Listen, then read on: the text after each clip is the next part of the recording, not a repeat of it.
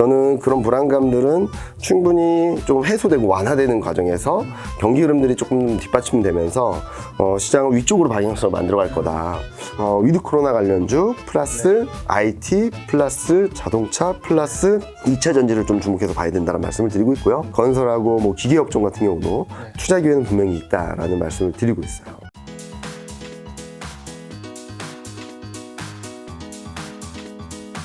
팀장님과 제가 이제 벌써 이제 인터뷰로 정기 월에 한 번씩 월에 촬영한 게 좀 이제 거의 한 6개월쯤 돼가는 것 같은데, 사실 이 팀장님은 2021년에 상승장을 외쳤던 대표적인 주자에서 이제 하락을 외치셨던 걸로 이제 바꾸셨는데, 저는 이제 이게 몇 개월째 계속 조심해야 한다, 사면 안 된다 이런 얘기 해주셨잖아요. 그러니까 10월, 11월, 12월, 1월, 2월 거의 5개월째. 이게 한 5개월쯤 돼가니까 저도 이제 이분은 언제 좀 사라고 할까. 물론 팀장님 말씀대로 좀 장이 좀 그렇게 가서 뭐 우리 어쨌든 개인 투자였지 안타깝긴 하지만 어쨌든 그 팀장님 말씀을 들은 분은 어쨌든 돈을 덜 잃을 수 있었던 거였던 건데, 대체 우리한테 언제 사라고 할까? 과연 오늘일까?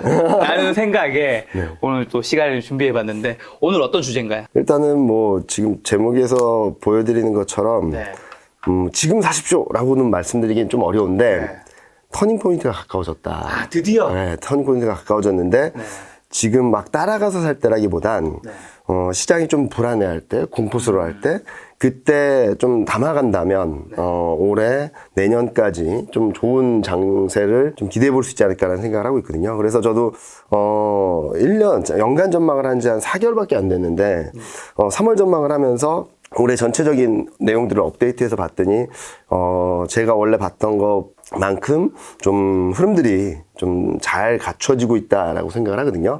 물론 불안한 이유들도 너무나도 많죠. 너무나도 불안한 것들이 많긴 한데, 저는 그런 불안감들은 충분히 좀 해소되고 완화되는 과정에서 경기 흐름들이 조금 뒷받침되면서 시장을 위쪽으로 방향성을 만들어갈 거다.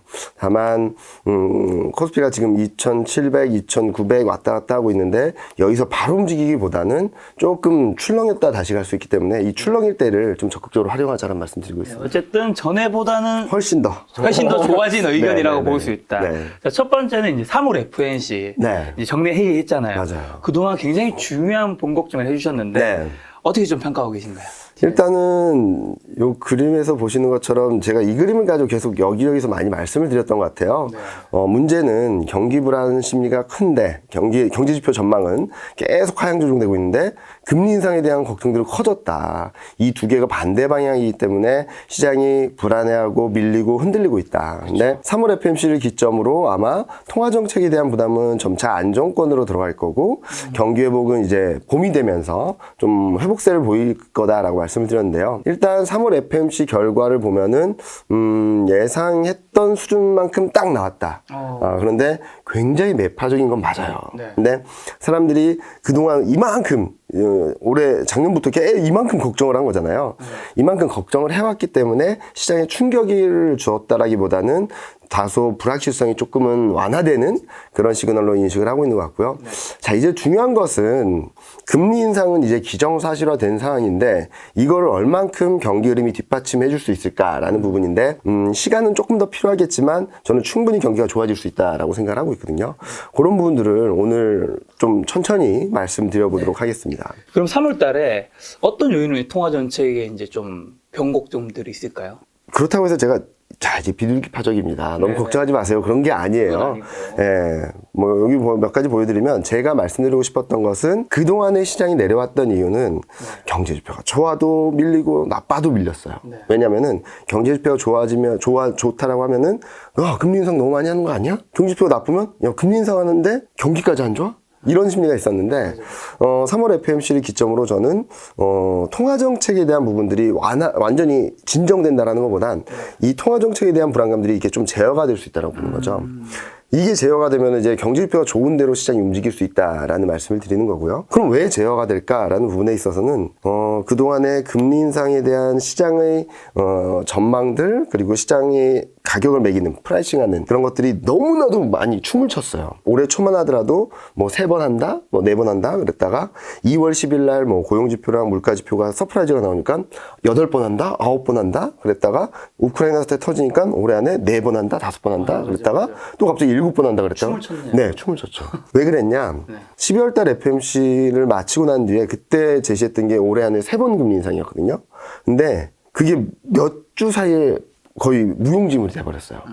왜냐면은 연준이 스탠스가 확 바뀌면서 올해 안에 3번 금리 인상한다는 건 거의 없다시피 한 전망이 돼버렸어요. 그러니까 원래는 연준이 점도표가 있으면은 그 점도표 안에서 왔다가 이렇게 움직일 텐데 이게 사라져 버리니까 이렇게 움직였던 거죠. 그게 아마 이번 점도표를 통해서 어느 정도 가이던스가 잡히고 시장 심리도 이렇게 좀 변동이 작아지는 그런 그림으로 볼 수 있겠고요. 두 번째로는 상당히 매파적인 건 같긴 하지만 요 위에 그림이 뭐냐면은 예상 기준금리, 미국 YS 뭐 이런 것들이 가격 지표로 나타내는, 그러니까 시장에서 거래되는 것들을 가지고 연말까지는 얼마 정도 금리 인상이 될 거야 라는 것들이에요. 보면은 1.9% 정도거든요. 딱 그 정도 수준까지 얘기해 줬어요.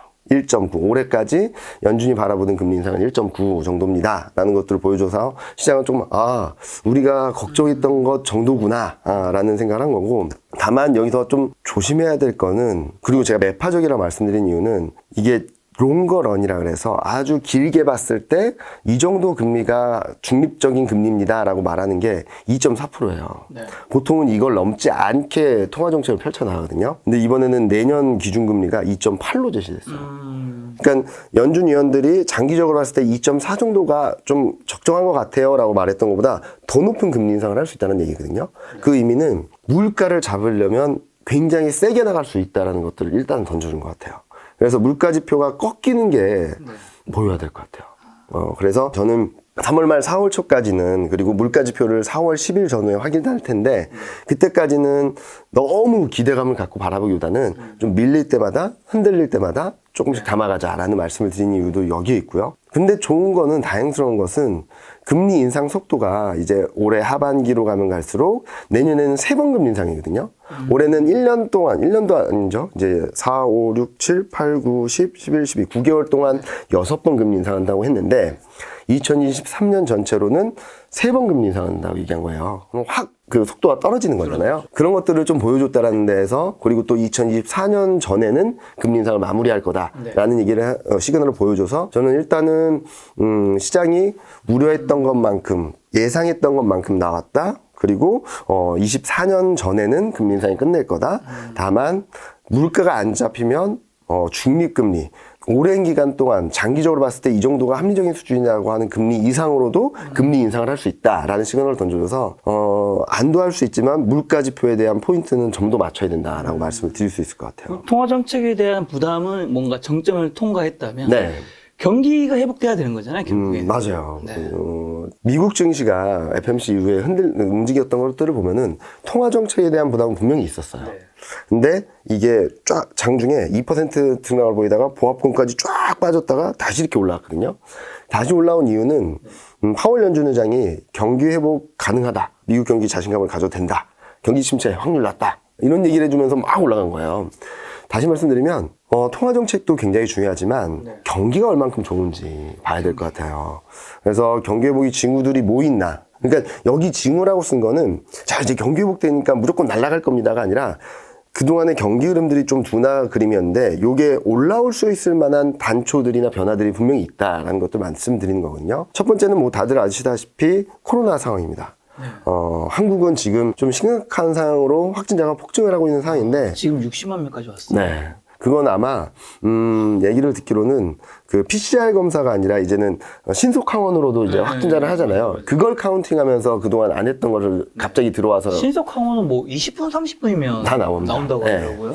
근데 그것도 집에서 하는 거랑 또 이제 병원에서 하는 거랑 좀 다르니까 그렇게 거기에 합쳐지면서 갑자기 20만 명 정도가 튀는 그림들이 나오긴 했는데 다시금 30만 명대로 왔거든요.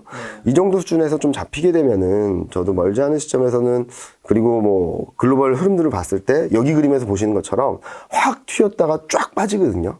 그러니까 이게 오미크론의 특징인데 얼음 송고 패턴이라 그래서 쫙 올라갈 때는 너무 정신없이 올라가다가 팍 꺾이는 그림들을 보여줬기 때문에 아마 글로벌 전반적으로, 그리고 한국도 좀 멀지 않은 시점에 정점을 통과할 거라고 보고 있는데, 일단 유럽하고 미국은 확진자 수가 확실하게 꺾이는 모습들을 보여주고 있죠. 특히 미국은 5만 명대 까지 내려왔고, 유럽은 아직 많기는 한데 그래도 정점이었던 뭐 200만 명대 전후보다는 80만 명대, 50만 명대로 떨어져 있어서. 근데 미국과 유럽은 지금 정점을 지나서 좀 내려온 건데 네. 우리나라는 지금이 정점이잖아요. 정점을 향해 가고 있거나 좀 가까워지고 있다라고 말할 수 있죠. 두 개 왜 이렇게 다른 걸까요? 일단은 한국은 오미크론이 우세종이 되는 데까지 시간이 좀 걸렸어요.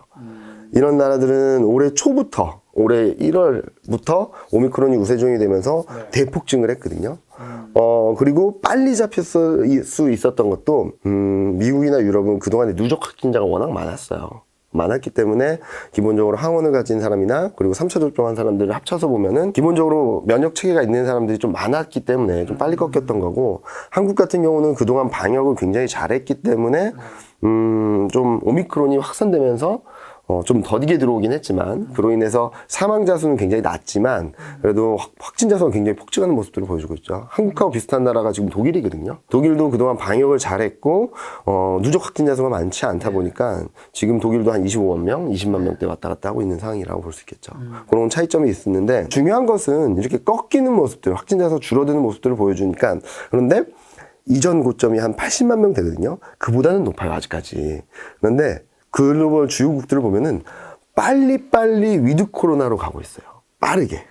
그러니까 확진자 수가 이전보다 수준이 높다 하더라도 이제는 오미크론의 특징도 있고 이제 확진자 수 줄어들었다는 이유로 인해서 위드 코로나로 빨리 가고 있고, 그러다 보니까 경기의 활동 지수라고 하는 이동성 지수가 이렇게 올라가는 그림이에요. 자, 보시면은 올해 1월, 2월, 3월 계속 올라가고 있죠. 1월, 2월, 3월. 그렇게 본다면 경제지표가 나빠질 거라기보다는 점차 좋아지는 그림으로 볼 수 있다는 거고요. 그리고 더 중요한 것은 미국 경제인데요. 왜냐면 미국이 한 해 동안에 7번 금리 인상한다면 굉장히 많이 하는 거예요. 근데 이거를 지지할 만큼의 경기 회복세가 있냐 없느냐가 굉장히 중요하거든요. 근데 저는 가능하다라고 말씀드린 이유가 고용의 나비 효과가 시장에 좀 좋은 그림을 만들어주지 않을까. 취업자 수가 많아졌다, 줄어들었다, 실업률이 떨어졌다라는 것보다도 제가 중요하게 보는 것은 요 노동인구라는 거거든요. 노동인구. 이 노동인구가 뭐냐면은 노동시장, 취업시장에 얼마나 많은 사람들이, 얼마나 노동자들이 들어오느냐를 보여주는 거예요. 그러니까 여기 보시면은 1월 달에 139만 명, 2월 달에 30만 명, 2달 동안 169만 명이 들어왔거든요. 근데 작년 한 해 동안 1년 내내 합쳐봐야 163만 명이었어요. 그러니까 작년 한 해 동안 들어왔던 노동자들보다 2달 동안 들어온 노동자들이 훨씬 많은 거예요. 그 의미는 뭐냐면은 취업하려는 사람들이 많아졌다는 의미죠. 그러면 왜 작년에 취업을 안 했니? 취업을 할 필요가 그렇게 없었어요. 뭐 실업급여라든가 여러 가지 지원책이라든가. 이 그림을 보시면 아실 텐데 삐쭉삐쭉 했잖아요. 삐쭉삐쭉. 이게 재난지원금이나 이런 것들을 받고 또 실업급여를 받았던 사람들은 임금이 낮은 직군에서는 실업급여를 받는 게 더 많았어요. 그러니까 일할 필요가 없었던 거예요. 그리고 그동안 10월 달에 이런 지원금들이 다 끊겼는데 끊기자마자 이렇게 소득이 이렇게 쫙 줄어들었죠. 근데 그나마 남아있던 돈들이 있으니까 그걸 가지고 생활을 하다가 요 2020년 저점까지 떨어지고 깨고 내려가는 그림을 보여주니까 이제 사람들이 취업시장으로 뛰어들었다라고 생각을 할 수 있겠거든요. 자, 그러면은 지금까지는 소득이라든지 소비라든지 좀 불안할 수 있는 요인들이 많는데 자, 아까 말씀드렸던 것처럼 많은 사람들이 노동시장으로 다시 들어온다 라고 하면은 이게 시간을 두고 임금소득을 받을 테니까 시간을 두고 소득이 이렇게 올라오겠죠. 이게 올라오겠죠. 그러면은 그 다음 타임은 이제 소비가 좋아지는 그림이 나올 수 있을 거고. 자, 그리고 사람들이 취업시장으로 많이 뛰어들다 보니까 여기서 구직자 수가 이렇게 올라올 거예요, 앞으로. 그러면은 사람을 구하려는 사람은 이렇게 많았는데 일하겠습니다 하는 사람은 이렇게 적었어요. 이 수요와 공급자의 갭 때문에 임금이 이렇게 튀어오른 거거든요. 급등을 한 거거든요. 요게 구직자가 이렇게 늘어나기 시작하면 아마 이 임금 상승률도 좀 진정이 되는 그림들을 보여줄 거고 물가에 대한 부분들도 좀 진정이 될 수 있을 거고, 마지막으로는 그동안 몇 번 여러 차례 말씀드렸던 병목 현상. 물류가 제대로 안 돌았는데 물류가 제대로 안 돌았던 이유가 사람이 없어서였었거든요. 그런데 딱 1월 달에 고용 서프라이즈가 나오자마자 미국에서 제일 큰 항구라고 하는 LA항에서의 그 물동량, 물류를 얼마나 처리하느냐의 그 양이 5개월 만에 늘었고요. 그리고 롱비치항, 두 번째 항구에서도 계속적으로 증가세를 보이고 있습니다. 더 중요한 것은 항구에서 컨테이너를 딱 내린다 그래서 막 다른 업체들이 와서 막 가져가는 건 아니잖아요. 컨테이너를 트럭에 실어서 중간 기착지나 물류 창고로 이렇게 이동을 해야 되는데 그동안 보면은 그 컨테이너 미국 내에서의 트럭을 가지고 컨테이너를 운반하는 양이 이렇게 계속 줄어들고 있었어요. 쫙 줄어들고 있었다가 1월 달 되니까 딱 튀어오르는 그림이 나왔거든요. 그래서 물동량도 좋아지고 그리고 내 육상 운송도 개선되는 모습을 보여주면서 저는 아까 보여드렸던 노동인구가 급증을 한 그림들이 시간을 두고 소비 개선 그리고 물가 상승률을 좀 진정시키는 효과 거기다가 물동량이 그리고 병목 현상이 좀 완화되는 효과들을 보여주지 않을까라는 생각을 하고 있거든요. 이 그림은 또 이제 뉴욕 연준이라고 하는 뉴욕 지역에서의 중앙은행에서 발표하는 자료인데요. 여기서도 보시면은 이게 글로벌 공급망 병목 현상이 얼마나 심한지를 보여드리는 건데 글로벌 전체로는 2달 연속 하락, 미국은 6개월 만에 하락. 꺾이고 있네요. 꺾이고 있어요. 이런 것들이 변화의 징후들이 이렇게 계속 나오고 있기 때문에 앞으로 이것들을 좀 더 봐야 되긴 하겠지만 그동안에 계속 안 좋은 그림들이 보시면 5개월 내내 올라갔거든요. 그렇죠. 제가 약세뷰를 말했던 동안 계속 올라갔습니다. 이게 내내 안 좋았던 그림들이 이제 꺾이는 그림들이 나오기 시작했다는 점에 있어서 변화가 시작됐을 수 있다. 한두 달만 더 확인하면 아마 긍정적인 나비 효과들이 여기저기서 나타날 수 있다라고 생각을 하는 거죠. 지금 팀장님이 약세뷰라고 하셔서 이 약세, 강세, 중립 있고 뭐 중약, 중강이 있다면 팀장님 지금 그 중에서 5단계에서 어느 스탠스세요? 지금이요? 네. 지금은 시장 뷰로 따진다면 약세에서 중약 정도로 옮겨왔고요. 이제 3월 말 4월을 지나면은 중강으로 옮길 것 같고요. 이제 하반기가 되면 이제 강으로 가겠죠. 근데 전략적으로는 매수 강도를 따지자면 지금은 중정도라고 말씀드릴 수 있겠고요. 매수 강도로 따지면 이제 3월 말 4월 초 코스피가 좀 흔들리게 될 때는 완전히 강. 그 다음부터는 강강 이렇게 가겠죠. 팀장님이 곧 이제 다시 강세로 돌아오셔야 될 텐데. 네, 그렇게 될 것 같습니다. 지금 고용과 물동량, 뭐 공급망 이런 수치들이 이제 좋다고 이제 말씀해 주셨는데 요즘에 또 스태그플레이션, 경기 침체 이야기도 좀 많이 나오고 있는데 이런 건 그럼 별로 걱정하지 않아도 되는 건가요? 일단은 너무나도 많은 얘기들이 나와서 정답은 없을 것 같아요. 그리고 얼마든지 가능성은 열려 있다. 가능성이 0%란 건 없거든요. 가능성은 열려 있는데 아직까지는 좀 그 가능성을 열어놓고 거기에 대해서 뭐라 그러죠? 준비를 하기에는 너무 좀 과도한 것이 아닌가라는 생각을 하거든요. 일단 요 그림 보여드리면 스태그플레이션이라는 정의부터 말씀드려볼게요. 스태그네이션과 인플레이션입니다. 경기 침체와 물가 상승이 같이 오는 거예요. 그래서 이코노미스트 분들한테 이 얘기를 하면 깜짝깜짝 놀라세요. 이게 얼마나 무서운 건지 아냐고. 경기 침체인데 물가가 폭등을 해서 이거 손을 쓸 수 없는, 해결하기 어려운 숙제거든요. 우리나라에서는 스태그플레이션이 있었던 시대가 없었나요? 네. 그래서 저는 약간 별로 그렇게. 네. 근데 이게 왜 문제냐면 지금은 미국이 그러니까 스태그플레이션이 될지 안 될지 그리고 거기에 대한 징후들은 연준의 통화 정책에서도 알 수 있어요. 경기 침체인데 물가가 오르는데 금리 인상을 한다? 그건 말이 안 되는 거거든요.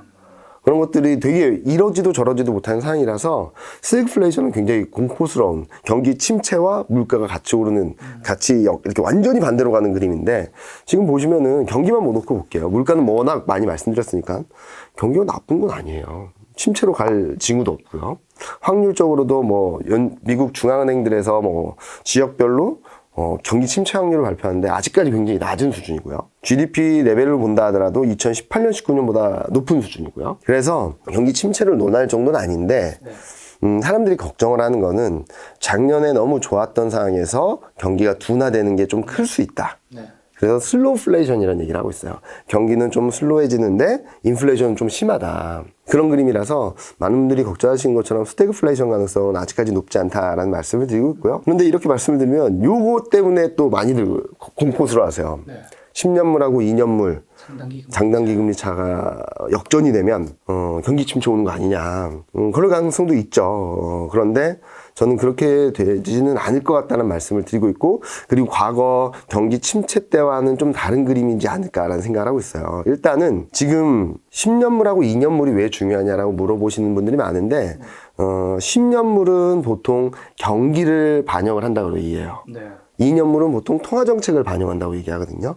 자, 그러면은 경기 흐름을 반영하는 금리 흐름과 통화 정책을 반영하는 금리 흐름이 있는데 요 둘 간에 10년 원래는 장기물이 더 비싸야 되는 거잖아요. 그렇죠. 금리가 높아야 되는 거잖아요. 장기물과 단기물이 이렇게 잘 움직이다가 이렇게 역전이 되거나 아니면은 떨어지는 과정에서 이렇게 역전이 되거나 그러면은 경기보다 금리, 통화 정책에 대한 부담이 커진다라는 의미가 돼요. 그래서 이게 역전이 됐을 때는 경기가 불안해질 수 있다. 통화 정책이나 이런 것들이 전반적으로 시장에 부정적인 영향을 미치고 있다라는 시그널이 되기 때문에 좀 침체의 전조 현상이라고도 말을 하는데, 근데 보시면은 마이너스 된다라고 해서 바로 침체로 가는 건 아니에요. 그 과정에서 조금 더 올라가는 경우도 많았고, 그렇긴 한데, 지금은 왜 이처럼 10년물하고 2년물이 이렇게 급전직하느냐. 이유를 보면 경기가 불안해서는 아니에요. 10년물 금리가 꾸준히 올라가고 있어요. 등락은 있다 하더라도. 문제는 2년물이에요. 2년물이 치고 올라요. 거의 수직 상승을 하고 있거든요. 네. 근데 재밌는 것은 금리 인상을 한 번도, 요번에 3월 달에 처음 했는데 얘는 이만큼 올라갔어요. 과거 흐름을 보면은 한 번, 두 번, 세 번, 네 번, 다섯 번, 여섯 번 금리 인상했을 때 정도의 금리 레벨까지 올라온 거예요. 먼저 반영을 했다라고 볼 수 있겠죠. 네네. 그래서 지금은 저는 그래서 아까 그림에서 보여드렸던 것처럼 통화 정책에 대한 부분들을 이만큼이나 선반영을 했다라고 본다면 2년물 금리가 여기서 2%, 2.5% 이렇게 올라가진 않을 것 같아요. 저는 좀 슬로해지는 가운데 경제 지표들이 좋아진다면 얘는 천천히 올라가면서 요 장단기 금리 차가 쭉 떨어지는 게 좀 바닥을 잡아가면서 완만하게 올라가지 않을까라는 생각을 하는 거라서 좀 더 지켜봐야 되긴 하겠지만 단기간에 장단기 금리가 역전이 돼서 투자자들이 불안 심리를 자극하지는 않을 것 같다. 그리고 장단기 금리가 역전된다 하더라도 당장 경기 침체로 가는 게 아니라 투자의 기회는 충분히 있다. 이때도 2019년 하반기에도 장단기 금리가 역전되고 쫙 올라오는 과정에서 증시가 굉장히 좋았어요. 그런 기회가 있으니까 너무 공포스러워하지 말자라는 말씀을 먼저 드리고 싶습니다. 장단기 금리 차로 걱정하시는 부분들은 어느 정도 이유가 있긴 하지만 지금은 그 정도까지 걱정할 정도까지는 아니다. 네. 자, 요즘 그럼 물가, 그 다음에 달러. 달러도 굉장한 강세. 엄청나죠. 중국발 불확실성도 있고 하는데 여러 가지 이런 또 사람들이 불안한 그런 변수들 한번 점검 좀 해주신다면. 좋다 말하는데 저는 좋아요. 달러가 오르는 거는 개인적으로 유튜버니까 제가 안 좋다고 말할 수 없잖아요, 솔직히. 그러네요. 근데 불안 요인들은 많아요. 그리고 이 불안 요인들이 언제 해소될까에 대한 정답을 드리기도 어려워요. 근데 거꾸로 이렇게 좋게 해석을 해본다면 이 불안 요인들이 정점을 통과하고 있거나 앞으로 조금씩 진정되는 그림들이 나온다면은 이게 또 하나의 시장을 올려줄 수 있는 동력이 되고 있거든요. 저는 그럴 가능성을 열어놓고 봐야 된다. 물가도, 달러도, 중국도. 하나씩 말씀드려보면 이게 물가 지표인데 물가 전망이 더 올라갔어요. 이거보다 더 상향 조정됐거든요. 자, 그러면은 물가가 여기서 더 올라갈 거야. 7%, 8%, 9% 올라갈 건가? 야, 유가가 이렇게까지 올라왔는데 물가는 더 올라가겠지라고도 생각하실 수 있는데 그렇진 않을 것 같아요. 일단은 유가가 많이 올랐다가 최근 100달러로 다시 내려온 건 맞잖아요. 그렇죠. 그렇게 생각하지 않고 130달러까지 간다라고 계속 올해 내내 올해 연말까지 130달러에서 유지된다라고 가정을 하더라도 유가 상승률은 그렇게 높지 않아요. 더 재밌는 것은 2월 달에 물가가 굉장히 높게 7.9까지 나왔고 전월 대비 변화율도 높게 나왔는데 이게 휘발유 가격이 전월 대비 6.6% 급등을 했어요. 2월 달에 미국에서요. 근데 재밌는 것은 전년 대비 변화율 보면 40에서 30%로 둔화됐어요. 무슨 말이냐면 지금 유가가 웬만큼 올라서는 전년 대비 변화율 7.9%라는 물가에 더 큰 영향을 주진 않을 거라는 거죠. 이제 앞으로 100달러까지 내려와 있다. 100달러에서 왔다 갔다 한다라고 본다면 아마 유가 상승률은 이제 30%대, 20%대로 이렇게 둔화되는 그림을 보여줄 겁니다. 자, 그러면은 물가를 지금까지 뭐 7.9%까지 끌어올렸던 유가나 휘발유 가격들은 이제 모멘텀이 둔화되는 구간으로 들어가고요. 또 하나는 유가의 휘발유 가격 버금가게 물가를 끌어올렸던 것 중에 하나가 신차랑 중고차 가격이에요. 이걸 보면은 어이구 얼마나 더 올라갈라 그래 라고 할 수도 있는데 보시면은 전월 대비 변화율을 보면은 이게 툭 떨어졌어요. 신차는 전월 대비 0.3, 중고차는 0.1. 조만간 이게 마이너스로도 갈 수 있거든요. 그러면 얘도 이렇게 꺾이겠죠. 꺾일 겁니다. 전년 대비 변화율이. 그러면은 그동안 물가를 7.9까지 끌어왔던 휘발유, 신차, 중고차 가격, 물가 상승률이 정점을 통과할 가능성이 높아졌다라는 의미예요. 그리고 휘발유 가격이 이미 정점을 통과했고, 그렇게 본다면 요 그림, 요 흐름들이 가능성은 여전히 높다. 그래서 아까 말씀드렸던 것처럼 4월 10일 전후에 있을 3월 물가 지표를 확인하면은 시장이 바로 치고 거기서 바로 치고 갈지 한번 출렁였다 치고 갈지 다시 결정이 될 거예요. 왜냐면은 개인적으로는 4월 달에 볼 수 있는 3월 물가 지표가 예상보다는 많이 높지 않을 것 같아요. 왜냐면 물가, 휘발유 가격도 많이 이렇게 내려와 있고, 중고차나 신차나 이런 쪽도 이제 꺾이는 모습을 보여주고 있어서, 이런 서비스 물가가 얼마나 올라가는지는 봐야 되겠지만, 물가가 정점을 통과한다는 시그널이 들어오면, 그때부터 시장이 굉장히 안도할 수 있다고 보고 있거든요. 그런 것들을 봤을 때, 제가 뭐, 다이렉트로 뭐 20%대로 간다는 게 아니라, 지금 7.9인 물가 상승률이 서비스 물가 수준인 한 4%대 중후반 정도까지 레벨이 떨어지게 된다면, 시장은, 불안감들보다는 물가 정점 통과에 대한 기대감을 살 수 있다라는 말씀을 드리고 있고요. 달러는 100포인트까지 갔었고 원달러율도 1240원 막 이렇게 넘나들었었잖아요. 이제부터는 조금 달러만 놓고 보면 그게 좋지 않을 수 있어요. 작가님한테는.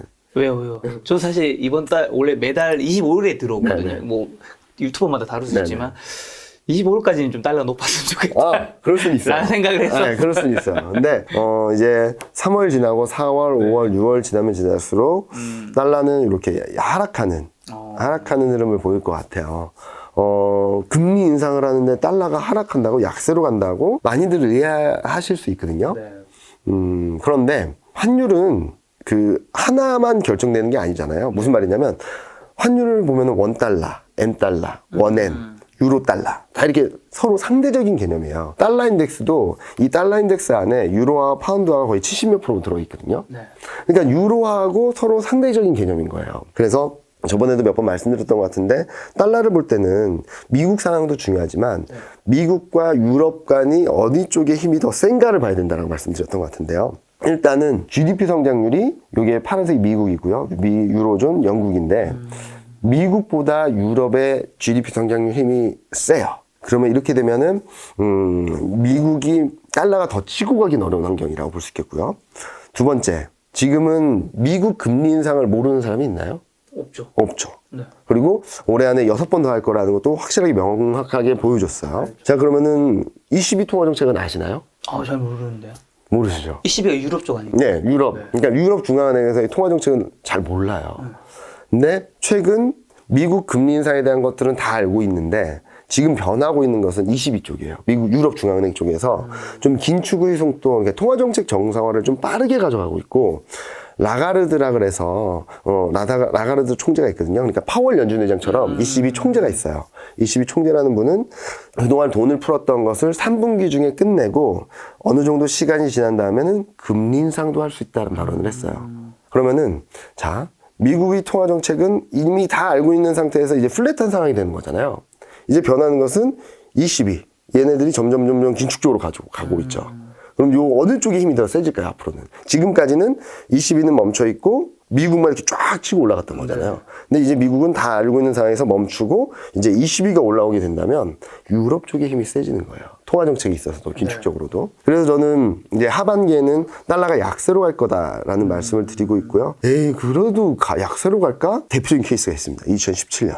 이때 미국이 금리 인상을 분기마다 4번을 했습니다. 네. 그리고 유럽은 22는 돈을 계속 풀었어요. 지금이랑 좀 비슷해요. 근데 달러는 102에서 88로. 왜 이렇게 떨어졌을까를 보면은 첫 번째, 이때도 미국보다 유럽 GDP 성장률이 높았고요. 두 번째로는 미국이 금리 인상할 건 다 알고 있었어요. 근데 2017년 1월 달에 그 당시에 드라기 총재라고 있었어요. 그때는. 드라기 총재가 우리도 통화정책 정상화할 수 있어 라고 하면서 그때도 마찬가지죠. 연준이 통화정책은 금리 인상할 거야. 그리고 이제 딱 결정된 상황이었고, ECB는 계속 완화적으로 가다가 우리도 통화정책 정상화할 수 있어라고 하면서 좁혀졌던 거거든요. 그러면서 달러 인덱스가 102에서 88로 갔어요. 그때 비슷한 상황이군요. 네. 지금도 보시면은 90포인트에 있던 달러 인덱스가 100까지 올라갔죠. 네. 금리 인상할 거를 미리 반영을 했다라고 볼 수 있겠죠. 그런데 여기서 이제 금리 인상은 어느 정도 스케줄이 결정이 된 상황에서 ECB가 변한다면, 이게 좀 하방 압력을 높여갈 수 있다라고 보고 있고요. 실제로 2월 달에 ECB, 그러니까 유럽 통화정책 회의 직후에 유로화는 급등하고 달러는 급락을 한 적이 있어요. 이때 뭐 변화가 있었던 게 아니라 뉘앙스나 문구가 약간 변했는데 외환시장이 되게 다이나믹하게 반응을 했거든요. 아마 이제 4월, 5월, 6월 지나면서 ECB 통화정책이 좀 더 정상화 쪽으로 한 걸음 다가야 할 텐데 그렇게 되면 될수록 달러는 약해지는 그림을 보여줄 수 있다라고 보고 있고요. 자, 중국은 뭐 자료에는 없지만 사회주의 국가입니다. 그렇죠. 그런데 이번에 양회 전인대를 끝나면서 올해 GDP 성장률 목표로 5.5를 제시했어요. 이런 상황에서 최근 코로나 확진자 수 많이 늘다 보니까 뭐 지역별로 봉쇄 조치를 단행하면서 좀 타이트한 정책을 아직까지 유지하고 있는데 그러면은 이제 중국 경제가 꺾여서 망가질 것인가? 아니죠. 무슨 말이냐면 지금까지 딜레이 됐던 그러니까 한두 주, 한 달 정도 지연될 수는 있겠죠. 그렇다고 해서 이 지연된 동안의 정책이 사라지고 다시 시작하는 건 아니거든요. 아마 여기서 지연될 것들을 그 다음에는 더 밀어붙일 수도 있어요. 그리고 재밌는 것은 전 세계적으로 지금 통화정책 정상화, 금리 인상, 유동성 흡수 막 이런 얘기를 하고 있는데 유일하게 돈을 푸는 나라가 중국이에요. 네. 거기다가 재정정책 세게 한다 그러고 올해 5.5% 성장을 한다고 목표를 세워놓은 상황이라고 본다면 중국을 그렇게 나쁘게 볼 필요는 없다. 올해는? 네, 올해는. 그리고 또 하나는 뭐 중국을 필두로 해서 신흥 아시아 지역들이 올해는 좀 좋을 것 같다는 생각을 하고 있어요. 요 그림을 보시면 작년을 보면은 이게 G8이라 그래서 선진국, 이거는 신흥 아시아, 일본을 뺀 신흥 아시아의 GDP 성장률이거든요. 신흥 아시아라고 하면 대표적으로 어떤 중국, 대만, 한국 뭐 이런 나라들이죠. 인도, 인도네시아 뭐 이런 애들이 들어있죠. 자, 보시면은 신흥 아시아하고 G8하고 GDP 성장률이 비슷했어요. 작년 2분기에는. 작년 4분기에는 G8, 선진국 GDP 성장률이 더 높았어요. 이러니까 신흥 아시아가 쉽지 않았던 환경이에요. 그런데 올해 1분기부터는 이게 역전이 되고 이게 역전이 된 거 격차를 좀 벌리면서 좀 신흥 아시아 쪽에 좀 매력적인 투자 환경이 만들어질 수 있다라고 보고 있고요. 요거는 OECD에서 발표하는 경기 선행 지수를 가지고 비교를 한 건데요. 메이저 5 아시아와 G7 선진국과 신흥 아시아 간의 상대 강도, 요게 이렇게 올라가고 있는 그림은 신흥 아시아 경기가 좀 더 좋다. 이렇게 꺾여서 내려가는 그림은 선진국 경기가 좀 더 좋다. 라고 볼 수 있는 건데 2020년 말부터 최근까지 이게 쫙 떨어지고 있잖아요. 그 의미는 경기 사이클 상으로 신흥 아시아보다 선진국이 좀 낫다라고 말하는 건데 끝을 조금 보시면은 요 하락하는 폭이 이렇게 조금씩 줄어들고 있어요. 돌아서겠죠. 얼마 있으면 돌아설 텐데 이게 돌아설 때마다 신흥 아시아 증시가 항상 좋았어요. 그래서 저는 올해 뭐 1분기 때 시장이 좀 조정을 받으면은 미국보다 신흥 아시아를 더 봐야 된다라는 말씀을 계속적으로 드리고 있거든요. 그럴 때마다 많이 물어보시는 게 서학개미 뭐 해가지고 많이 넘어갔잖아요. 많이 넘어갔는데 다시 돌아오셔야 된다. 올해는 미국보다 한국이다. 왜냐면은 그렇게 말씀을 드려요. 그러니까 너무 심리가 한쪽으로 쏠려 있을 때는 반대로 투자하는 게 더 실익이 될 수 있거든요. 대표적인 케이스가 2021년 1월입니다. 2021년 1월로 돌아가면 한국 증시가 대폭등을 했었던 시점이에요. 그때 동학개미 운동해가지고 미국 필요 없고 한국 기업들 대형주만 사면 무조건 수익 난다. 그때 거꾸로 한국 주식 비중을 줄이고 미국 주식 비중을 늘렸다면 돈을 벌었겠죠. 그렇죠. 지금도 비슷하지 않나라는 생각을 해요. 다들 미국 주식이 좋다라고 말씀을 많이 하시는데 너무나도 거기에 대해서 한쪽으로 투자 심리가 쏠려 있다라면 지금은 거꾸로 생각을 해서 미국에 투자했던 것들을 조금 한국 쪽으로 비중을 늘리게 된다면 저는 올해 내년까지 봤을 때 좀 더 한국 증시가 올라갈 룸이 여력이 더 크다라고 생각을 하고 있습니다. 팀장님 말씀이 뭐 전부 다 오자는 뜻은 아닌 것 같으니까 굳이 비중으로 친다면 보통은 어쨌든 아까 말씀해주신 인도네시아든 뭐 중국이든 대만이든 이런 데 하는 사람 사실 잘 없고 그쵸. 제 주변에 한국 하거나 아니면 미국 좀 하거나 맞아. 그 외에는 사실 일반 사람 수준에서는 없는 것 같아요. 맞아. 근데 저는 만약에 자산 배분 차원에서 투자를 하시는 분이라면 한국을 7, 미국을 3 정도로 올해는 가져가시면 좋겠다라는 말씀을 드리고 있고요. 만약에 좋아하는 쪽으로 좀 투자 비중을 확확 움직이시는 분이라면 지금은 한국 쪽으로 많이 움직여도 된다. 라는 말씀. 8대2 정도라는. 네, 8대2나 9대1 정도까지도. 그렇다고 해서 미국 증시가 잘 간다는 얘기는 아니에요. 아니, 못 간다는 얘기는 아니에요.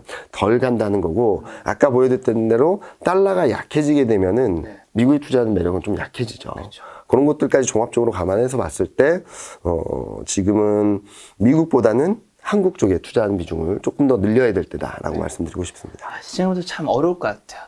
이껏 힘들게 이제 서학개미로 나중에 가신 분들 많은데 지금 또 다시 동학으로 돌아와야 한다니 자, 그러면 지금까지 여러 분석해 주셨는데 이제는 사면 되는 건지 뭐 추세 반전 기대해도 되는 건지 가장 중요한 포인트죠, 오늘 질문에서. 그쵸. 추세 반전 가능하고 네. 사도 되는데 천천히 사자. 천천히. 너무 서두르지 말자. 왜냐면은 지금 저도 어제 그러니까 FMC 끝난 다음에 전화들도 되게 많이 받았어요. 지금 사면 되는 거 아니냐. 코스피 2,700 넘어서 2,800 가는 거 아니냐. 그때 말씀드렸던 것은 지금 사도 수익은 나실 겁니다.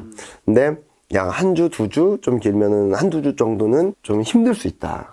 힘들다는 게 막 떨어진다라기보다는 출렁출렁하는 과정에서 이때 사지 말고 이때 살 걸 라고 할 수 있는 구간이 있을 수 있기 때문에 그것만 확인하고 사자.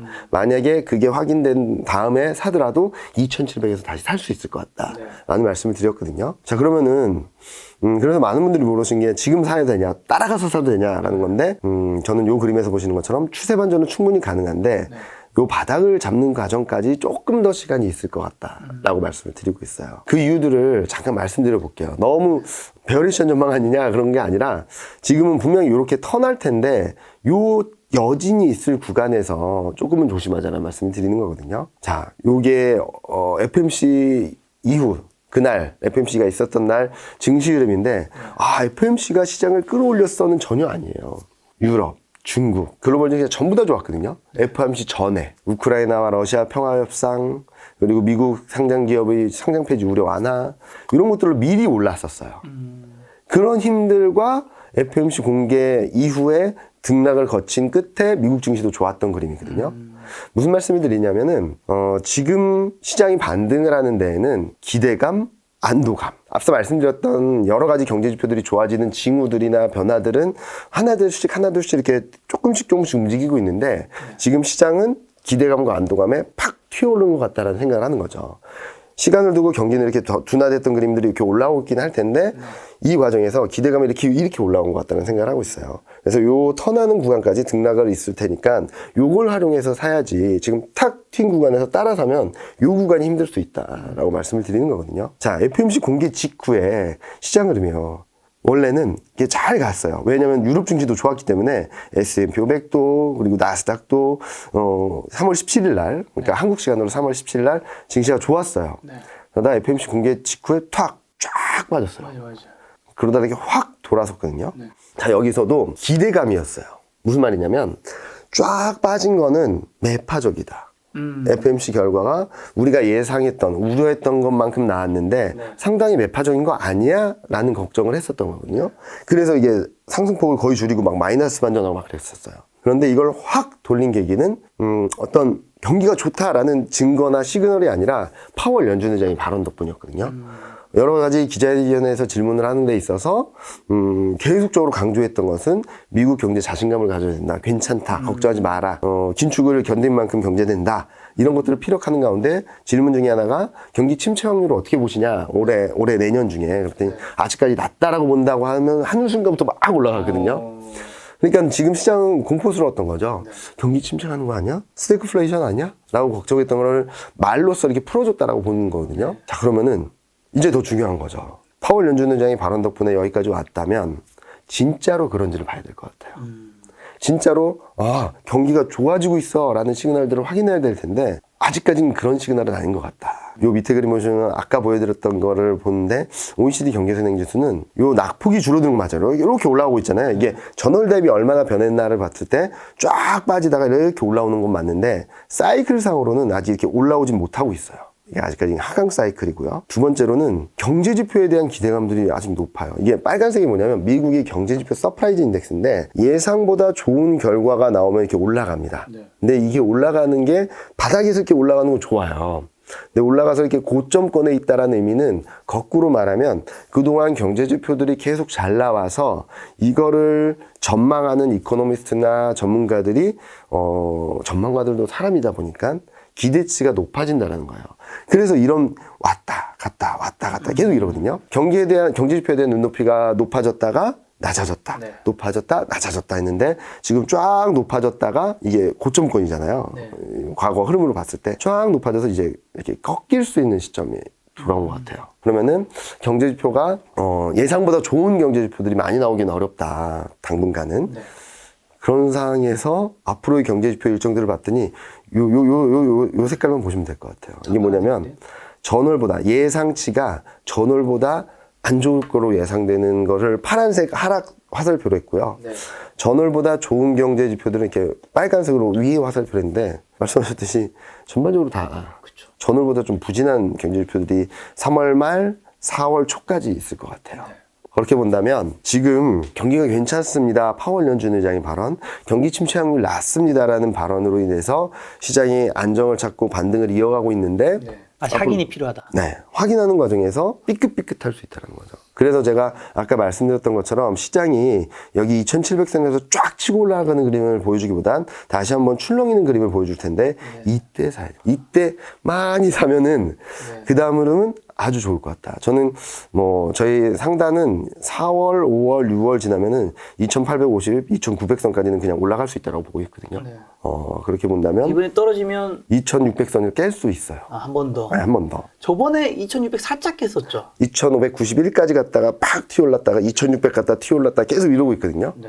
2600이 한번 깨지면은 물량이나 이런 것들이 확 밀릴 수 있어서 그때를 조금 기다려졌다 사시면은 좀 더 싸게 사실 수 있다. 그런데 이런 거 잘 모르겠고 나는 지금 사도 괜찮아. 그리고 떨어지면 더 사지라고 하시는 분들은 지금부터 사시더라도 비중을 조금씩 지금 2690선, 80선에서는 한 10% 사셨다가 2650까지 내려왔다 그러면 한 20% 사고 2600이 깨졌다 하면 30% 사시고 2500선대로 쭉 갑자기 밀린다 라고 하면 그때 다 담으시면 될 것 같다는 생각을 하거든요. 투자 스타일에 따라서 매수 전략을 펼쳐나가시는데 제가 보는 락바텀은 조금 시간이 필요한데 매수권으로 바라보고 대응을 하시는 게 맞을 거다라고 생각을 하고 있죠. 그래도 팀장이 전에보다는 확실히 긍정적인 뷰로 말씀해 주시는 거고 지금은 더 싸게 살 수 있는 시점이 곧 오겠지만 지금부터 사도 크게 나쁘진 않다. 네. 다만 또 밀리면 그때 더 비중을 많이 담자는 점점 건데. 더 담자라는 거죠. 그럼 뭘 사야 될까요? 뭐 뻔한 것 같긴 한데 반도체, 자동차, 2차전지, 인터넷 이렇게 보면은 2020년부터 2021년 1월 달까지 시장을 다 끌어갔던 업종들이에요. 네. 그렇죠? 그때 좋았던 업종들인데 많은 분들이 주도주가 바뀐 거 아니냐라는 말씀들을 많이 하시거든요. 저는 아주 큰 사이클, 그러니까 지금 1년 3개월 동안 상승하고 9개월 동안 조정을 받고 있고 앞으로 추가적인 다음 상승 사이클에 있어서의 큰 흐름에서 주도주는 안 바뀌었다라고 생각을 해요. 네. 무슨 말이야. 지금 그동안 1년 3개월 동안 올랐던 애들이 쉬어간 이렇게 안 좋았는데 네, 하락 추세였으니까 주도주가 쉬는 게 맞죠. 다음에 움직일 때는 또다시 얘네들이 움직일 거예요. 그래서 저는 반도체, 자동차, 2차전지, 인터넷을 말씀을 드리는데 그런 큰 개념적인 것과 더불어서 실적이나 업황이나 이익이나 이런 것들이 다 이쪽을 가리키고 있어요. 말씀을 드려보면 그래서 제가 이거는 작년 11월 달부터 그걸 보여드렸던 그림이거든요. 그때도 1분기 중에는 내수 소비주, 위드 코로나 관련주로 대응을 하시고 1분기가 지나면서는 이쪽 비중을 줄이거나 아니면은 진짜 괜찮은 애들 몇 개로만 대응을 하시고 나머지는 반도체, 자동차, 2차전지, 인터넷 비중을 늘리는 데 힘을 쓰시자. 그리고 그동안 제가 반등시 현금 확보하세요, 반등시 현금 확보하세요 계속 그 말씀을 드렸는데 이때 모았던 현금을 쫙 이쪽으로 집중시키자라는 말씀을 드리거든요. 그러면은 많은 분들이 물어보세요. 금리 인상은 시크릿컬 아니냐? 에너지, 화학, 철강 이런 애들이 좋은 거 아니냐? 과거 사이클을 봤을 때 금리 인상기 때 에너지, 화학, 철강, 뭐 조선 이런 애들이 좋았던 경우는 2004년, 5년, 6년밖에 없어요. 2017년 매 분기마다 금리 인상을 했는데 그때 압도적으로 좋았던 게 반도체. 네. 반도체 시장 다 끌어갔습니다. 그리고 IT 버블 그 직전에 금리 인상 막 올렸을 때 그때도 IT였죠. 말씀드리고 싶은 부분은 금리 인상은 시클리컬이 아니라 금리 인상이라고 금리 인상, 유동성 흡수 이런 통화 정책이 정상화되고 이전으로 다시 돌아가는 과정에서는 이런 부담들을 극복할 수 있을 정도의 성장이 가능한 업종을 사야 된다는 거예요. 그래서 이익을 봐야 되고 업황을 봐야 되고 실적을 봐야 된다는 말씀을 드리는데 이 그림을 보시면요. 전년 대비 이익 증가율이에요. 플러스권 왼쪽에 있는 게 이익이 증가하는 업종들인데 보시면 호텔 레저, 소매유통, 인터넷, 미디어 교육, 가전, 운송, 하드웨어, 건설, 반도체, 자동차, 기계, 에너지, 은행 뭐 이 정도까지죠. 반면에 유틸리티, 조선, 디스플레이, 화학, 철강, 증권, 보험, 비철목재 시클리컬은 여기 다 있어요. 네. 그러면은 여러분들은 금리 인상 사이클이니까 이익이 줄어드는 얘를 사시겠어요? 아니면은 금리 인상 사이클이라고 하더라도 그보다 더 성장성이 있는 이쪽을 사시겠습니까? 뭐 당연히 이쪽이라고 말씀을 하시겠죠. 왼쪽이라고. 그래서 저는 위드 코로나 관련주 플러스 IT 플러스 자동차 플러스 2차 전지를 좀 주목해서 봐야 된다는 말씀을 드리고 있고요. 그리고 뒤에 좀 말씀드리긴 하겠지만 건설하고 뭐 기계업종 같은 경우도 투자 기회는 분명히 있다라는 말씀을 드리고 있어요. 그래서 지금 보면은 자 하나씩 말씀드리면 이건 자동차하고 반도체거든요. 보시면 이익이 쫙 늘어서 하반기의 이익은 작년 고점보다 높을 거예요. 그러면 주가는 지금보다 좋겠죠. 그런데 지금 주가는 반도체 같은 경우는 쫙 올라왔다가 지금 조정받고 있는데 아마 바닥권일 것 같아요. 요 정도 더 밀리게 되면 다시 사야 되는 구간으로 들어가는 거고. 자동차는 지금 좀 언더슈팅이 나오고 있는데 출렁출렁해서 이 정도까지 떨어진다. 라고 하면 사야 되는 구간이라고 보고 있어요. 그러니까 요 그림들을 한번 보시면 이 정도의 룸이 있으니까 이경민 팀장이 좀 천천히 사자고 하는구나 라고 보실 수 있을 것 같아요. 그리고 2차 전지는 화학하고 정유랑 이렇게 섞여 있어서 딱 2차 전지만이다 라고 말하기 어려운데 일단은 방향성 자체는 우상향이고요. 인터넷 엄청나게 이익 늘어납니다. 요즘 사실 주가도 좋아지고 있더라고요. 엄청 좋아지고 있어요. 그래서 많은 분들이 2차 전지하고 인터넷 같은 경우는 고밸류 종목이니까 금리 인상기에 맥을 못 추지 않냐라고 하는데 이미 다 빠졌습니다.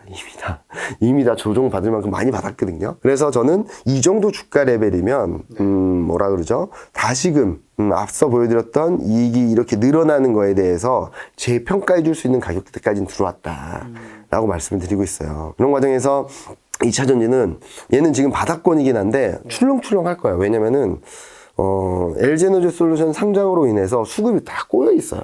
이걸 사야 되는데 그러려면 얘네들을 팔아야 되고 얘를 사고 있는데 보호 예수, 그러니까 그동안에 몇 달 얼마까지는 팔지 않을게요 약속했던 그 기간이 도래하면서 물량을 막 쏟아지고 얘도 안 좋고 막 수급적으로 꼬여 있어서 그걸 좀 풀어가는 시간이 필요한데 최근에도 보면 이렇게 막 튀는 그림도 보여주고 있거든요. 전저점이 좀 깨지는 시점에서는 좀 담으셔도 된다라는 말씀을 드리고 있고요. 인터넷은 딱 보시면 아시겠죠. 바닥 딱 잡고선 쫙 치고 올라왔잖아요. 다만 얘가 단기간에 급반등을 했고 하락 추세대에 맞닿았기 때문에 얘는 이렇게 흘렀다 이렇게 올라갈 것 같아요. 그러니까 2차 전지도 인터넷도 출렁출렁할 때마다 다 사모으면 된다라는 말씀을 드리고 있어요. 그래서 너무도 걱정들을 많이 하시는데 지금은 아까 업종 국가 투자에 있어서도 그렇듯이 그동안에 안 좋았던 그동안에 지지부진했던 많은 투자자들 관심에 좀 한 발 비껴나 있는 기존 주도주들을 다시 봐야 된다는 말씀을 드리고 싶습니다. 반도체라고 하면 뭐 삼성전자, SK하이닉스 대장주인 거고, 그쵸. 인터넷은 카카오, 네이버, 자동차는 뭐 현대차랑 뭐 기아, 그다음에 2차 전지는 LG 에너지솔루션, 삼성, SK이노베이션일 텐데, 그럼 그 중에서 이제 팀장님이 원픽은 어디 쪽이에요? 반도체요. 반도체를 왜 좋게 보냐면은 지금 현재 시점에서 반도체 사이클이 점점 빨라진다는 시그널들이 들어오고 있거든요. 그런 것들이 굉장히 좀 긍정적으로 볼 수 있겠고요. 또 하나는 인터넷이요. 인터넷은 최근 많이 반등을 했어요. 진짜 저점 대비 한 20% 올라왔는데 반등을 한 뒤에 이렇게 출렁했다 다시 이렇게 쫙 올라갈 거라고 보는 것 중에 하나가 글로벌 진출을 많이 하려고 하고 있고 뭐 M&A를 통해서 새로운 사업에서의 기회를 찾으려고 하고 있어서 좀 변신을 하고 있다.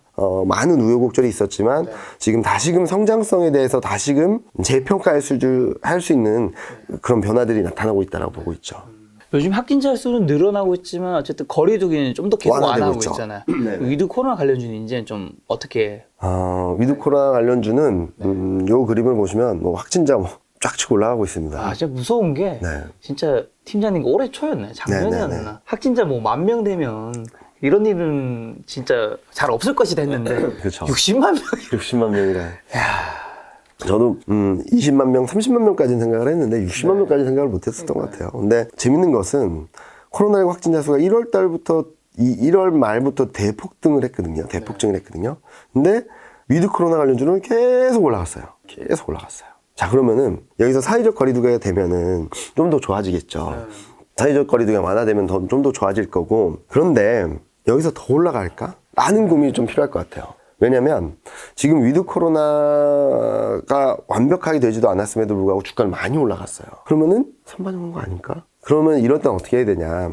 진짜 확실한 애들만 가져가자. 아니면은 좀 비중을 줄이자. 뭐가 확실하냐라고 물어보시면 일단 미디어, 영화 제작사나 드라마 제작사, 엔터 관련된 이런 종목들이 좋을 것 같아요. 왜냐면은 보시면은 그동안에 박스권에 갇혀있던 실적이 작년부터 쫙쫙쫙쫙 치고 올라오면서 막 거의 수직 상승을 하고 있어요. 그리고 두 번째는 소매유통. 이익 레벨이 2019년보다 높아져요. 올해 하반기에. 그러면은 실적 레벨이 높아진다는 건 그만큼 주가가 더 올라갈 수 있는 여력이 있다는 거고. 소매유통이라면 어떤 쪽일까요? 마트. 마트, 백화점. 백화점. 근데 다만 면세점 비중이 좀 낮은 애들, 그러니까 순수 유통 쪽을 봐야 될 것 같아요. 왜냐면은 면세점이나 이런 것들은 중국 비중이 좀 높거든요. 근데 최근 중국 쪽 문제도 있지만 중국과의 관계가 좀 수월할지에 대해서 퀘스천 마크도 좀 많이 커지는 것 같아요. 한국이 뭐 코드 가입한다라고 하고 뭐 여러 가지들 이슈가 있다 보니까 그런 부분에 있어서 조금 디스카운트 할 수 있기 때문에 면세점 관련된 종목들은 좀 피하시고 순수 내수주 쪽을 보자라는 말씀을 드리고 있고요. 화장품, 의류 엄청 빠졌어요. 최근 들어서.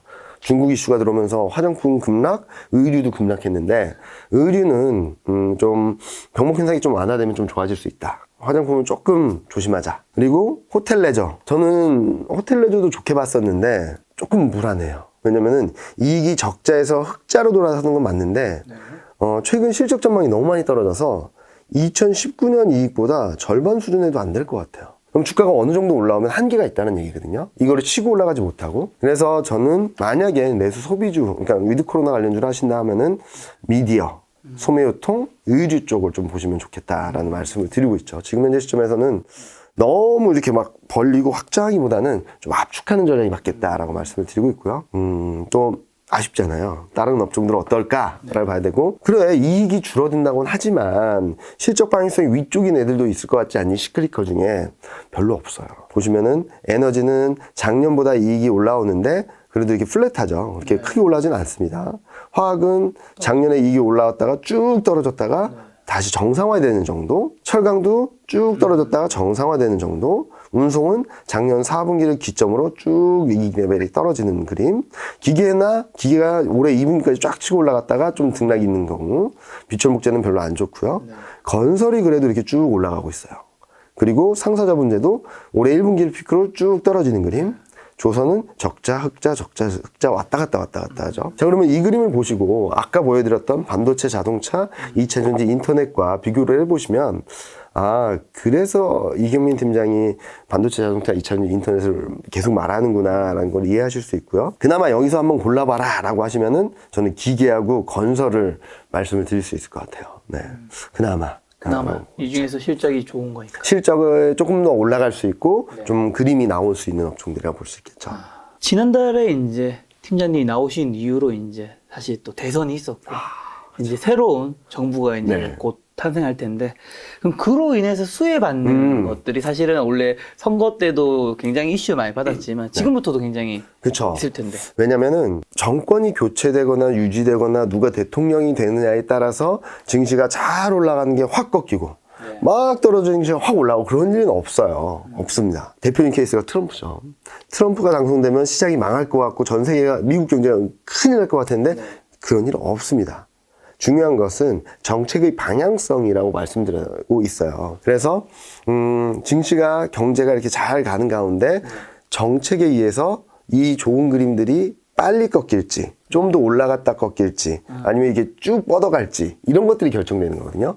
갑작스럽게 딱 결정돼서 이게 바뀌는 건 아니고 이제 앞으로 이 정책 방향성에 따라서 움직일 텐데, 일단 지금 윤석열 정부의 정책 방향성은 규제 완화, 부동산 활성화, 탈원전, 그리고 북한과의 중국과의 좀 불안정한 관계, 이 정도로 요약을 할 수 있을 것 같아요. 여기서 투자 기회를 찾아본다면 아까 말씀드렸던 인터넷도 최근 급방등한 데는 윤석열 정부의 기대감도 있어요. 그동안 규제가 셌는데 그 규제가 완화될 거라는 기대가 있었고요. 그리고 이제는 부동산, 가장 큰 건 부동산이라고 생각합니다. 왜냐면 공급 많이 한다라고 그러고 있고요. 250만 원. 네, 그리고 재건축이나 이런 것들을 기준을 완화시켜준다라고 해서 재건축을 좀 활성화시켜줄 거고, 부동산 세제도 풀어준다라고 하고 있어요. 안 좋을 이유가 없습니다. 최근 대형 건설사들이 쫙 치고 올라갔다 좀 출렁이는 모습들을 보여주고 있는데, 저는 이 등락 과정을 좀 활용하신다면 비중 확대 기회가 될 수 있다라는 말씀을 드리고 있고요. 가장 큰 건 건설주입니다. 건설주. 저희 섹터 애널리스트하고도 얘기해봤는데 그 친구가 말하는 것은 대형 건설주가 좋다. 그리고 또 몇몇 기업들을 잘 찾아보시면 신재생 에너지랑 믹스해가지고 하는 기업들이 있어요. 그런 것들을 보시면은 신재생 에너지 플러스 건설 경기 회복 이런 것들이 맞물리면서 성장성을 재평가받을 수 있다는 얘기까지 하고 있죠. 신재생은 어떤 말인지 알겠는데 대형은 그럼 왜 중소형보다 좋은 거예요?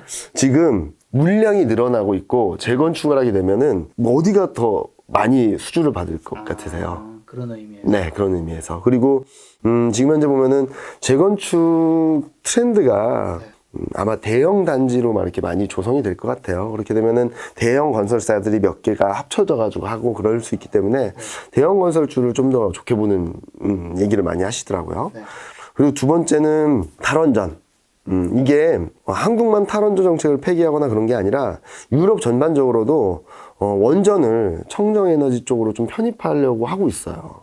그래서 전반적인 글로벌 트렌드가 신재생 에너지로 완전히 좁게 봤던 것들을 조금 넓히는 과정에서 원전이 들어오고 있거든요.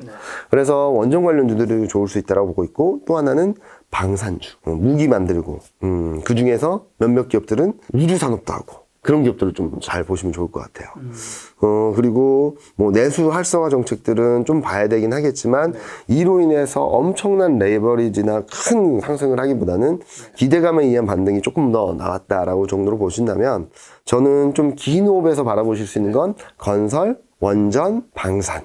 요 세 가지 테마를 갖고 가시면 좋을 것 같다는 생각을 하고 있어요. 뭐 워낙 많은 정책들이 있는데 이 정책들이 구체화되는 과정에서 좀 더 옥석가리가 될 텐데 큰 방향성은 이 세 가지는 아마 크게 변하진 않을 것 같아요. 왜냐면은 공약 때부터도 계속적으로 말했던 게 이 세 가지 키 이슈거든요. 뭐 더 찾으려면 여러 가지가 있긴 하겠지만 이 세 가지를 기조적으로 끌어갈 수밖에 없는 정부의 스타일, 성향 그런 트렌드가 있기 때문에 요 세 가지는 관심 있게 쳐다보시면 좋을 것 같다는 말씀 드리고 있습니다. 네, 지금까지 해서 3월 FMC 요약과 지금 주식을 사도 괜찮은 타이밍인지랑 과연 산다면 뭘 사야 되는지랑 이제 윤석열 정부 관련된 이제 업종들도 이제 점검해봤는데 팀장님 가시기 전에 요 질문 한 가지만 좀 드려볼까 해요. 네. 팀장님은 대신증권의 투자 전략 팀장이시잖아요. 네네. 대신증권에서도 투자를 굉장히 잘하는 그쪽에 이제 여러 일하는 사람 중에서도 팀장이 아무나 되는 건 아니니까요. 네. 전문가라고 볼 수 있을 텐데 네네. 팀장님 솔직히 투자가 쉬우세요? 어렵죠. 어렵죠. 네, 어렵죠. 그래서 드는 생각이 팀장님이 이렇게 정말 자료를 다 준비하시잖아요. 네네네. 이 자료를 정말 쉽게 얘기해 주시지만 사실 이거를 일반인이 네. 다 100% 이해할 수는 없잖아요. 맞아요. 그 뜻은 이걸 만들 정도로 자세히 아는 팀장님도 투자가 참 어렵죠. 어려운데 맞아요. 이런 팀장님의 쉬운 설명도 우리 잘 이해하지 못하는 저나 이 개인 투자자분들이 네네. 투자는 더 어려울 수밖에 없을 맞아요. 텐데 맞아요. 개인 투자자가 좀 투자를 쉽게 하기 위해서 조금 어떻게 좀 접근하면 좋을까요? 저도 어렵습니다. 저도 뭐 실질적으로 주식을 하는데 제약 요건이 너무 많아서 저는 퇴직연금으로 가지고 ETF를 하고 있긴 한데요. 그 안에서도 어려워요. 근데 말씀드리고 싶은 것은 자기 스타일하고 맞는 투자 전문가라고 하는 사람들과 계속적으로 호흡을 하면서 공부를 하시는 게 되게 중요한 것 같아요. 그리고 잘 이해가 안 되면은, 저 같은 경우도 뭐 이렇게 쭉 보면은, 맨 앞에 장을 보면은 항상 이걸 지워놓고 있거든요. 전화는 잘 안 받습니다. 제가 자리에 없어서. 저는 잘 안 받고, 대신에. 전화번호를 좀 빼주세요. 네, 알겠습니다. 전화번호 뺄게요. 메일 주소랑 텔레그램을 통해서 계속적으로 소통을 하고 있거든요. 그래서, 맞다. 김작가 TV 보고선, 개인적인 고민들을 저한테 메일로 보내주신 분들이 몇 분 계세요. 네. 그래서 저는 성실하게 답변을 드렸거든요.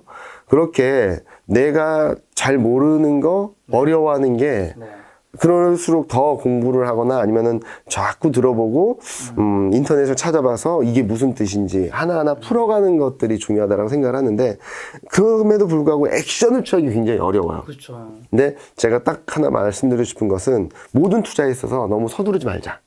특히 최근같이 시장 흐름들이 왔다 갔다 하는 과정에서 서두르면 좀 낭패를 볼 수 있다. 라는 말씀을 드리고 있고요.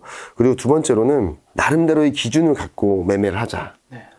나는 이 정도 투자를 할 거야. 난 현금 비중을 어느 정도는 기본적으로 갖고 있고 이 정도 늘렸다가 줄였다 이렇게 하고 그런 것들을 크게만 잡아가신다면 돈을 막 잃거나 막 손실이 크거나 그러진 않을 것 같다는 생각을 하고 있고요. 세 번째로는 가치 오버할 수 있는 전문가나 저뿐만 아니라 뭐 다른 분들도, 그러니까 제가 하는 전망을 좋아하는 분들도 계시지만 다른 분들, 길게 투자하시는 분들을 좋아하는 분도 계세요. 그러니까 그 스타일에 맞춰서 잘 대응을 하시면 좋겠다라고 하는데, 이해가 잘 안 되면 자꾸 물어보고, 그리고 답을 구하고, 네. 이걸 풀어가고, 라고 하는 과정에서 한 단계 한 단계 이렇게 올라간다라는 게 느껴지실 수 있을 것 같아요. 작가님도 그렇잖아요. 처음에 이거 하셨을 때랑 지금이랑 좀 예전보다는 좀 더 이해하시는 것 같아요. 처음에는 옆에서 이게 무슨 말일까? 맞아요.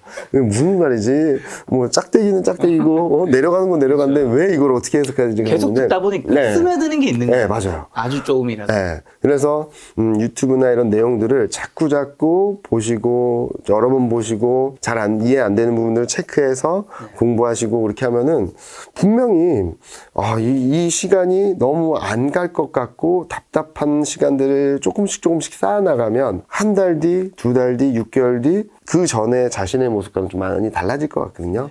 그런 과정에서 어떻게 투자해야겠다. 나만의 방법, 나만의 기준을 세워나가신다면 저는 절대 실패하지 않을 거라고 생각을 하고 있어요. 그리고 너무 좋은 환경입니다. 지금 투자 환경에 있어서 정보라는 것을 한정되어 있지 않고 유튜브라는 좋은 매체로 인해서 여러분들이 원하시는 정보 다 얻으실 수 있어요. 다 진짜. 그런 상황이기 때문에 자신의 의지에 따라서 얼만큼 발전을 하느냐가 달려있다. 어려우면 어려운 만큼 좀 더 진취적으로 하신다면 분명히 성과로 돌아올 거다라고 믿고 있습니다. 저는. 알겠습니다. 이런 팀장님의 투자 의견을 매일매일 듣고 싶으신 분들은 이제 지금 자막에 뜨고 있어요. 네, 텔레그램 채널 네. 대신 스트레티지 이제 가입하시면 가입비 드는 것도 아니잖아요. 공짜입니다. 네, 그냥 공짜로 네. 볼 수 있습니다.